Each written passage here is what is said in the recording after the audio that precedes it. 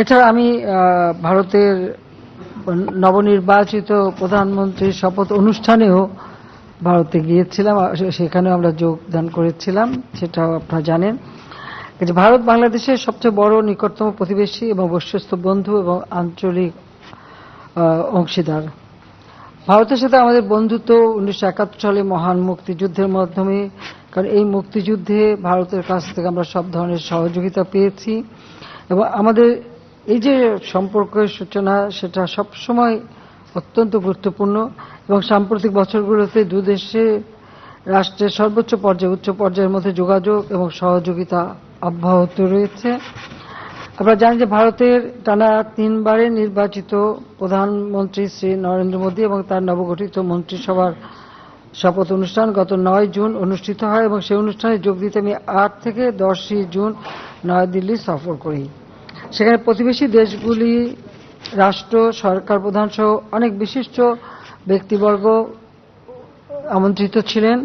সেই সফরে আমি ভারতের রাজনৈতিক ব্যক্তিবর্গের সঙ্গে কুশল বিনিময়ের পাশাপাশি ওই অনুষ্ঠানে আমন্ত্রিত দক্ষিণ এশিয়া সহ অন্যান্য দেশসমূহের একাধিক সরকার প্রধানের সঙ্গে মত বিনিময় করার সুযোগ পেয়েছি।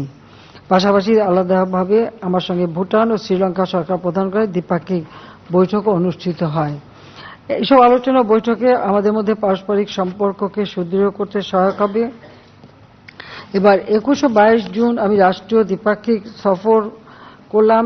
একই মাসে সরকার প্রধান হিসেবে 2 বার দিল্লি সফর আমার জন্য একটা অভূতপূর্ব ঘটনা।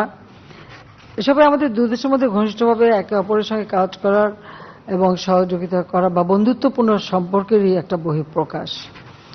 এই সফরে মাননীয় পররাষ্ট্রমন্ত্রী, মাননীয় অ্যাম্বাসেডর অ্যাট লার্জ, মাননীয় বেসরকারি শিল্প বিনিয়োগ উপদেষ্টা, ডাক ও টেলিযোগাযোগ ও তথ্য প্রযুক্তি প্রতিমন্ত্রী, বাণিজ্য প্রতিমন্ত্রী এবং কয়েকটি মন্ত্রণালয়ের সচিব, উচ্চপদস্থ সরকারি কর্মকর্তা এবং কয়েকজন বিশিষ্ট ব্যবসায়ী এবং সাংবাদিক প্রতিনিধি দলও আমার সফরসঙ্গী ছিলেন। 21 জুন দিল্লি পালাম বিমানবন্দরে আমাকে বর্ণাঢ্য অভ্যর্থনা ও সাংস্কৃতিক অনুষ্ঠানের মাধ্যমে স্বাগত জানানো হয়।